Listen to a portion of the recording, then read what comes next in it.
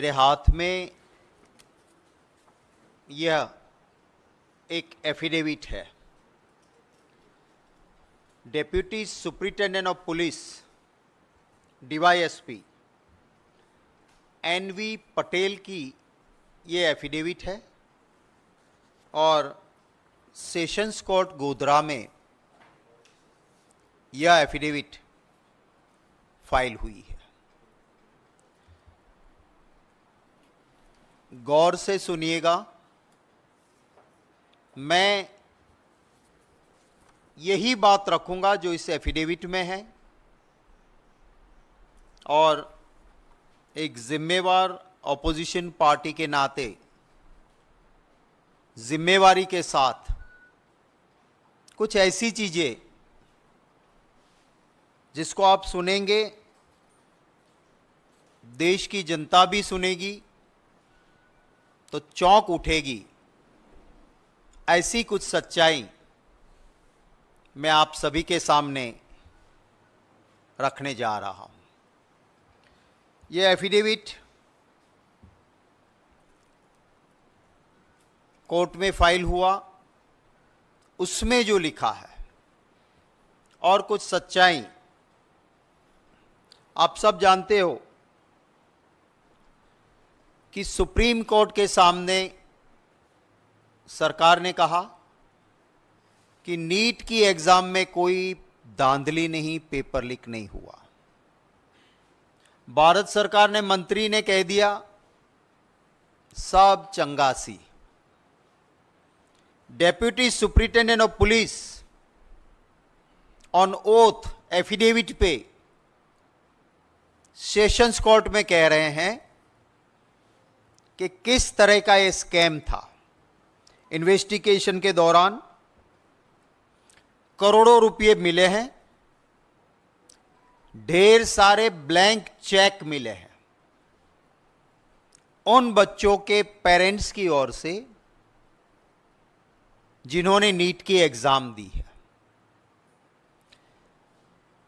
Deputy superintendent of police on oath affidavit में कहते हैं कि साहब एक ऐसा स्कैम था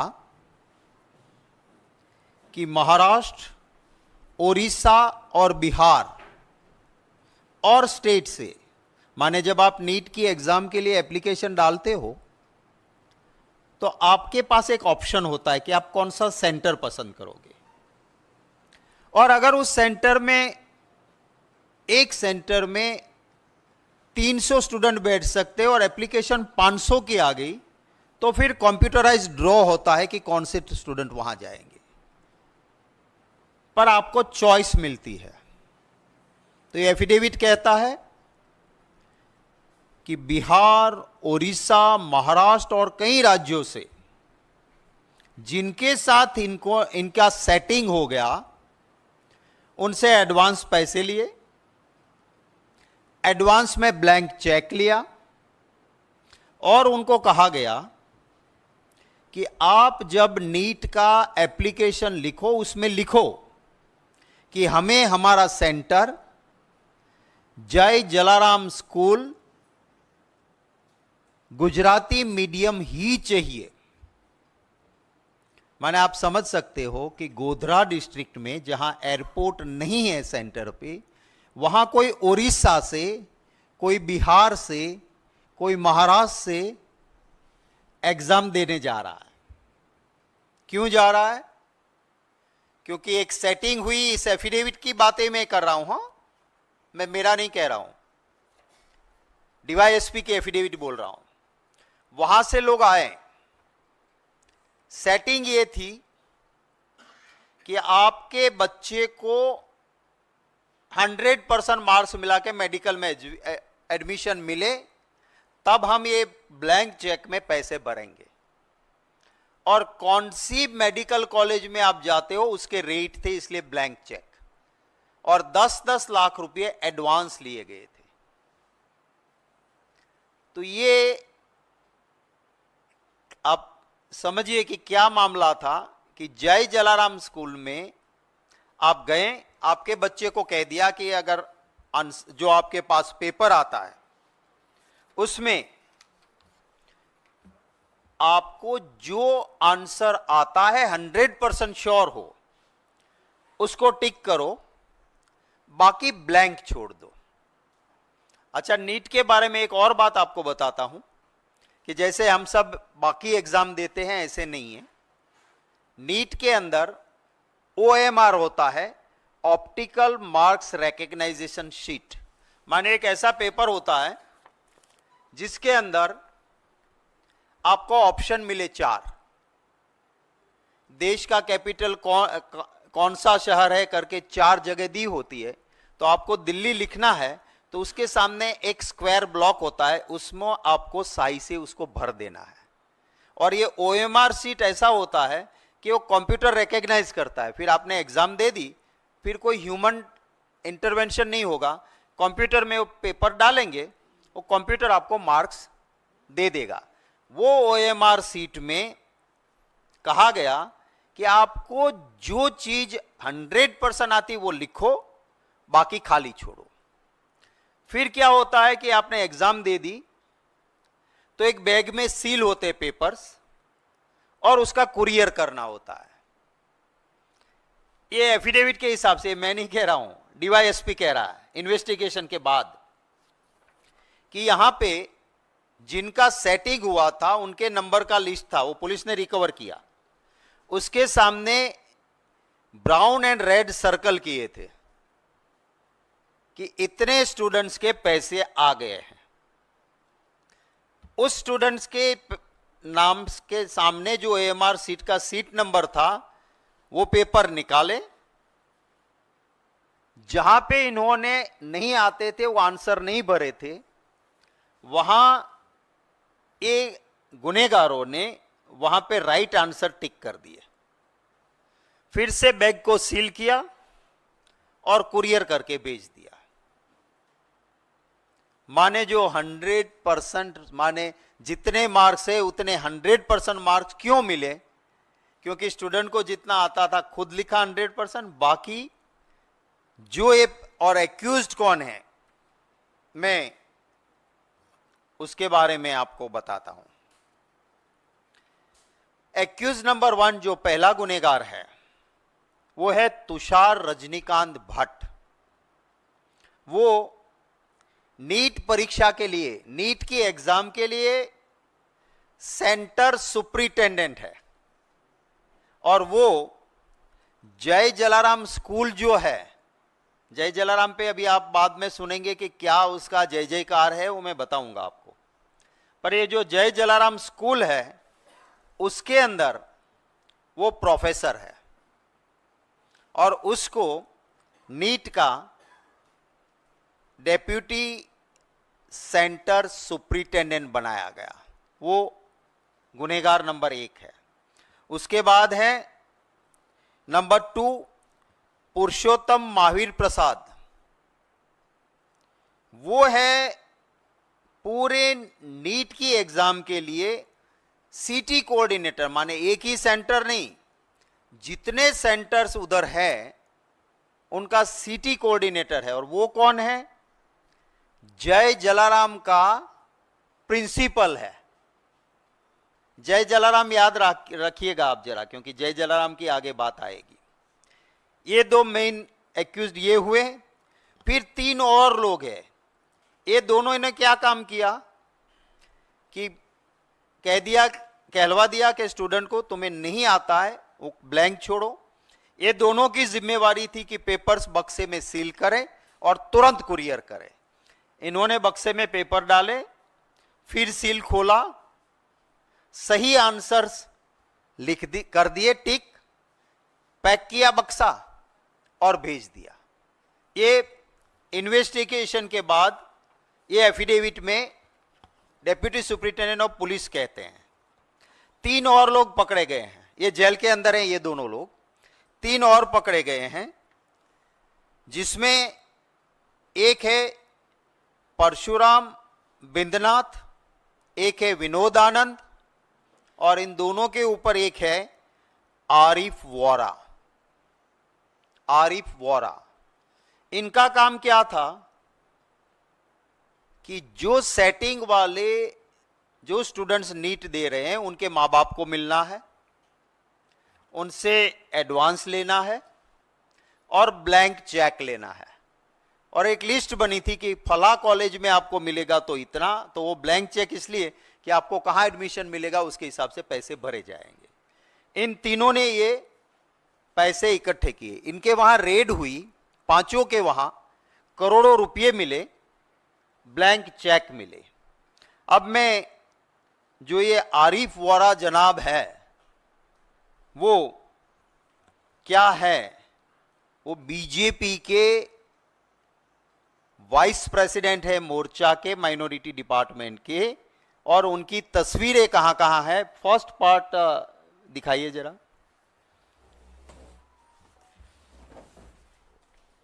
ये जो अभी, रोकिएगा इसको,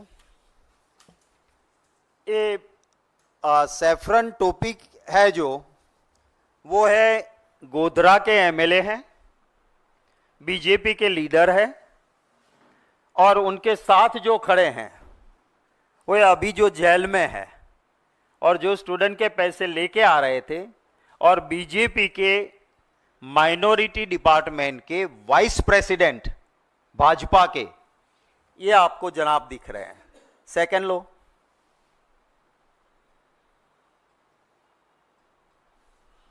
रोको, थोड़ा ऊपर ले सकते हो इसको। प्रधानमंत्री जी के साथ ये इनका प्रोफाइल है। ये अभी जेल में, ये जनाब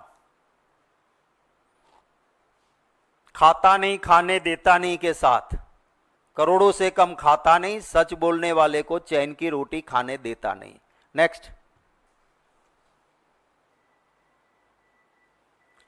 ये युवा नेता है बीजेपी का, वो पुष्पगुच्छ दे रहे हैं इनको। नेक्स्ट। ये एक्स मिनिस्टर है, बीजेपी के विधायक है, उनके साथ ये जो बीजेपी का कमल वाला जो खेस पहने हुए हैं वो अभी जेल में है। भाजपा के वाइस प्रेसिडेंट माइनॉरिटी डिपार्टमेंट, क्योंकि ये इसको अब ये पूरा लाइसेंस मिल गया है भ्रष्टाचार करने का, क्योंकि कमल वाला खेस पहना है। नेक्स्ट।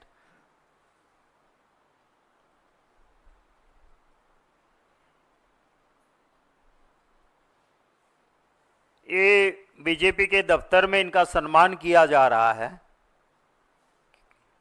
स्टेट दफ्तर में। रोक लो।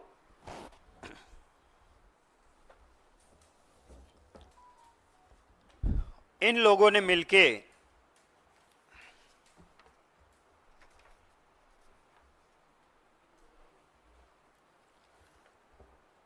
पेपर जिन लोगों से लिए पैसे लिए थे, जिनको, उन सभी के पेपर्स निकाले और उसके अंदर टिक करके पूरा काम अपना करके 5 तारीख को ये हुआ था, काम सारा हो गया, बक्सा चला भी गया। 3 दिन बाद कुछ लोगों ने जाके कलेक्टर को कुछ प्रूफ दिए कि साहब ये नीट में धांधली हो रही है और आप क्या कर रहे हो। तब जाके कलेक्टर ने डिस्ट्रिक्ट एजुकेशन ऑफिसर और एक टीम को भेजा, उसके में आया कि हाँ ये सही है कि ऐसा हुआ है, ऐसा लग रहा है।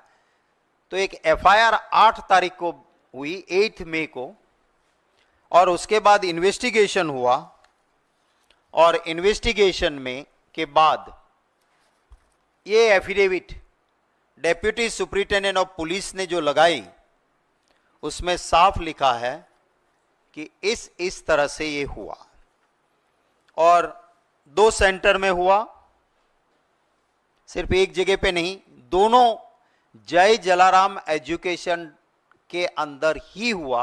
उनकी बहुत सारी छोटी छोटी ब्रांचें हैं। मैंने आपको कहा था कि जय जलाराम को जरा याद रखना। जय जलाराम स्कूल परवड़ी, गोधरा और पडाल थर्मल, इसके दोनों सेंटर पे से इसी तरह के विद्यार्थियों के धांधली के काम हुए। अब ये जो जय जलाराम है उसको सेंटर दिया गया। आप सारी जो कानूनी प्रक्रिया गाइडलाइंस है कि सेंटर किसको मिलता है, वो सारे गाइडलाइंस को ताक पे लगाते हुए मोदी जी की सरकार ने जो एनटीए, जो सेंटर देती है संस्था, जिसमें मोदी जी के चहेते लोग बैठे हैं, उन्होंने जय जलाराम एजुकेशन को एक सेंटर दिया। नहीं देना चाहिए थी, उनको दिए। एक नहीं, एक से ज्यादा दिए। और ये जो जय जलाराम है, मेरे हाथ में एक कागज है, एक ऐसी एजुकेशन चलाने वाली फर्जी फ्रॉड लोग हैं यहां पे कि इनको गवर्नमेंट ने 11 स्टैंडर्ड के लिए एक क्लास की मंजूरी दी थी, जिसमें ज्यादा से ज्यादा 66 स्टूडेंट रह सकते हैं। वहां उन्होंने 450 को दाखला दिया। फीस के गुजरात में कानून स्टैंडर्ड है, उससे ज्यादा ले लिए। हाईकोर्ट में पिटीशन हुई इनके खिलाफ और 35,28,000 का इसे दंड हुआ, पेनल्टी हुई। और यह कागज है जय जलाराम का, उसने लिख के दिया कि हां मेरी गलती थी और 35,28,000 का दंड यानी पेनल्टी मैं भर रहा हूं। यह कागज वो है। कोई भी प्रूडेंट मैन, जहां देश के लोगों की जिंदगी के साथ डॉक्टर्स का नाता होने वाला हो, ऐसे डॉक्टर्स के सिलेक्शन में नीट जैसी एग्जाम के लिए एक ऐसे आदमी को आप सेंटर देंगे क्या कि जो फ्रॉड करता है, जो प्राइवेट है, जिसे कोई लेना देना नहीं। पर ये क्यों मिला, इसको सेंटर क्यों मिला? पार्ट 2 दिखाए फोटोग्राफ्स के, आप देखिएगा जरा इसको, रुकिएगा इसको। ये इसकी एक स्कूल है जिसको इनॉग्रेशन करने के लिए मोदी जी की एक जमाने में खास मंत्री, इस बार चुनाव जो हार गई, स्मृति ईरानी जी, ये गई है। इसको ऊपर थोड़ा कर सकते हो भाई? कैन पिक्चर थोड़ा ऊपर आ सकता है? नहीं, फर्स्ट वही, हाँ। ये है दूसरे उत्तर प्रदेश के गवर्नर आनंदीबेन पटेल। इसके नीचे है एजुकेशन मिनिस्टर भूपेंद्र सिंह चुड़ासमा। और जय जलाराम का मेन आदमी है, जो ट्रस्ट का अध्यक्ष है, चेयरमैन ऑफ द ट्रस्ट, उसका फोटो नीचे है। ये जय जलाराम है। आगे बढ़ो। एक चेक की आदान प्रदान हो रहा है मोदी जी के साथ। ये जो यहां है, ये महाशय, ये ट्रस्ट के मेन पर्सन है, चेयरमैन है ये। और ये मोदी जी है, जरूरत से ज्यादा जो हंसता हुआ चेहरा इधर है। आगे बढ़ो।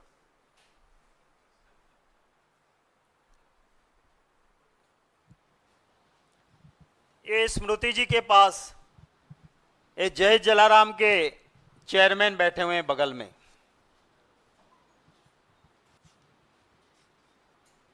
जिसका नाम है दीक्षित पटेल। ये यहां जो स्मृति जी के लेफ्ट हैंड पे हैं। आगे बढ़ो।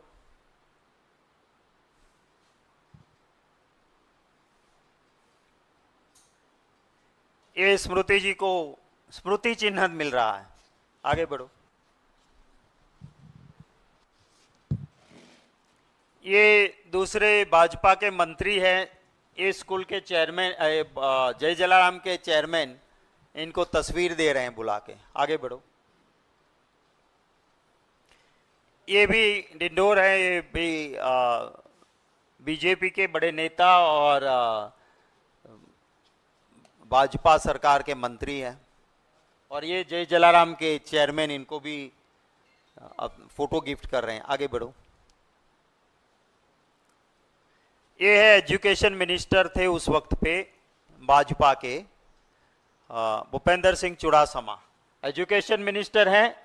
ये जय जलाराम के चेयरमैन है जो इनके साथ सूट बूट में सज हैं वो। आगे बढ़ो। ये गुजरात के मुख्यमंत्री है भाजपा के, विजय रूपाणी जी, और ये जय जलाराम के चेयरमैन हैं। आगे बढ़ो, शायद लास्ट होगा। हाँ, ये विजय रूपाणी जी चीफ मिनिस्टर थे उस वक्त पे, भाजपा के नेता। उधर राइट साइड में आप देख सकते हो कि जय जलाराम के चेयरमैन हैं, उसके पास में बगल में खड़े हैं वो एजुकेशन मिनिस्टर हैं। आगे, शायद लास्ट होगा, ठीक है।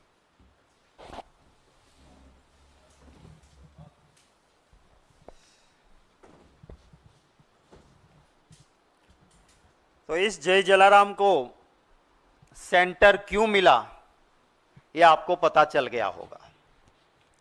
आप थोड़ा सा गूगल गुरु में जाएंगे तो भाजपा को डोनेशन देने वाले लोगों में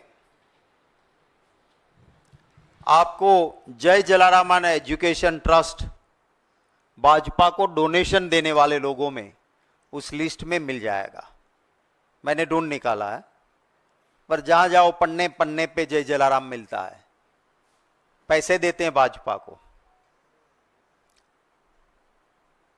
ये चाल चलन और चरित्र भारतीय जनता पार्टी का मैंने आपके सामने रखा है।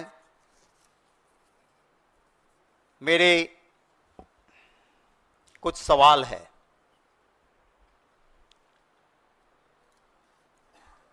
पूरी तरह से जानकारी थी। 5 मई को एग्जाम हुई, 8 मई को कलेक्टर के पास पूरी डिटेल्स आई, कुछ सीसीटीवी फुटेज और चीजें भी मिली।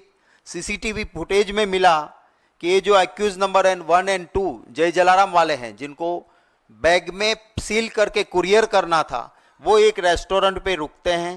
That is also part of this affidavit. और वहां सीसीटीवी फुटेज में से प्रूफ मिले। बक्सा खोला, नंबर वाले सीट्स निकाले, ओएमआर सीट्स, जहां ब्लैंक स्टूडेंट ने छोड़ा था वहां राइट सही जवाब लिख दिया, बक्सा सील किया और कुरियर किया।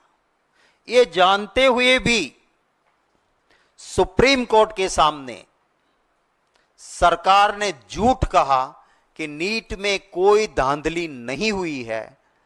तो it's a contempt of court, it's a serious contempt of court.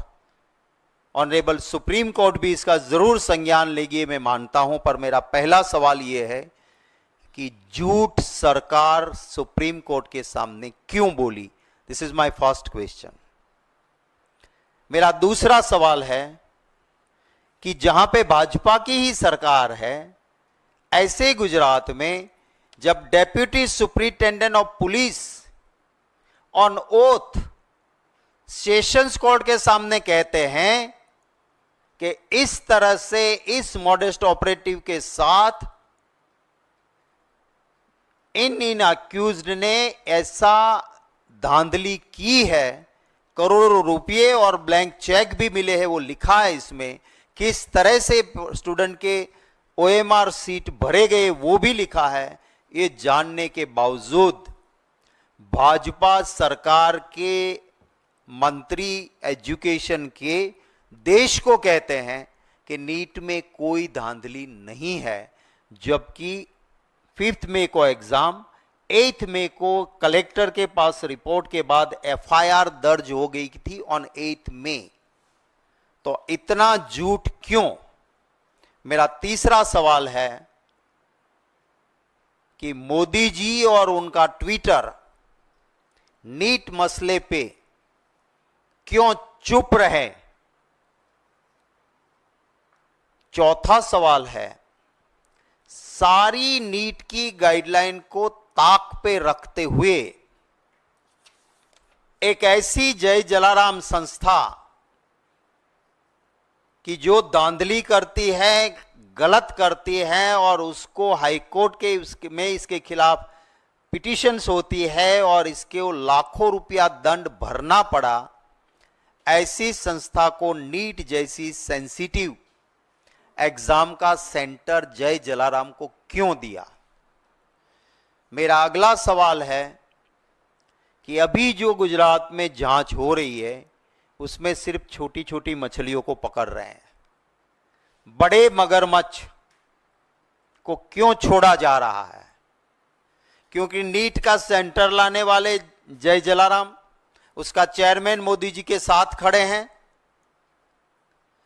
Main accused number 1 और 2 वो दोनों जय जलाराम के एक प्रिंसिपल और दूसरे प्रोफेसर हैं। मेरी संस्था में, मेरे सेंटर में मेरे कर्मचारी ऐसी धांधली करें, क्या मेरी जानकारी के बिना यह संभव है? जब ये चेयरमैन इतना पावरफुल है कि प्रधानमंत्री जी और प्रधानमंत्री जी की खास एक वक्त में रही मंत्री जी स्मृति ईरानी जी के करीब ही रहते हैं, तो क्या इसीलिए आप इसको नहीं टच कर रहे हो? उस जय जलाराम ट्रस्ट के, एजुकेशन ट्रस्ट के चेयरमैन, जो फैमिली ट्रस्ट है, कोई ट्रस्ट नाम बनी है, ये ट्रस्टवर्दी है ही नहीं, उस चेयरमैन को अभी तक क्यों गिरफ्तार नहीं किया है? मेरा एक और सवाल है कि इसी मुझे मिली है इंफॉर्मेशन के जय जलाराम एजुकेशन को गुजरात में गुजसेट जैसी और दूसरी सेंसिटिव एग्जाम्स, उसका भी सेंटर दिया गया था। तो सरकार जवाब दें कि इसको और कितने सेंटर दिए गए थे। इसमें एक एक्यूज ने अपनी बेल एप्लीकेशन में लिखा है कि दूसरे जो एक्यूज्ड है, माने जिन्होंने पैसे इकट्ठे किए थे, उनमें से एक ने अपनी बेल एप्लीकेशन में लिखा है कि नंबर 1 और 2, माने जो जय जलाराम के लोग हैं, वो तो सिर्फ यही नहीं, यूपीएससी के हो, गुजसेट के हो, कैट के हो, सभी पेपर्स को पैसे लेके सेट करते थे। हम तो इनकी चाल में एक छोटे मोहरे हैं, तो हमें बेल दे दो। तो इनकी भी जांच होनी चाहिए। और मेरा आखिरी सवाल है कि नेट पे कुछ चीजें तो मिली है मुझे, भाजपा डिक्लेयर करे कि जय जलाराम एजुकेशन से भाजपा के धन संग्रह में, उनके फंड में कितने पैसे जय जलाराम ने दिए हैं, ऑफिशियल और अनऑफिशियल, वो देश की जनता को बताएं। ये मेरे कुछ सवाल हैं। सरकार, पार्लियामेंट में राहुल गांधी जी को, राज्यसभा में हम लोगों को, किसी को, लोकसभा हो या राज्यसभा, नीट पे चर्चा इसीलिए नहीं देना चाहती है क्योंकि ये सरासर सरकार में बैठे लोग और उनके चट्टे बट्टों ने लाखों विद्यार्थियों का भविष्य बर्बाद किया है। और इतना सबूत, और ये भी डेप्यूटी सुप्रिंटेंडेंट ऑफ पुलिस कहते हैं कि इस तरह से ये नीट की एग्जाम में धांधली हुई है, तो मैं नहीं मानता हूं कि अब कोई भी द्वार ऐसा बचा है कि जहां से सरकार अपनी चमड़ी को बचा सकती है।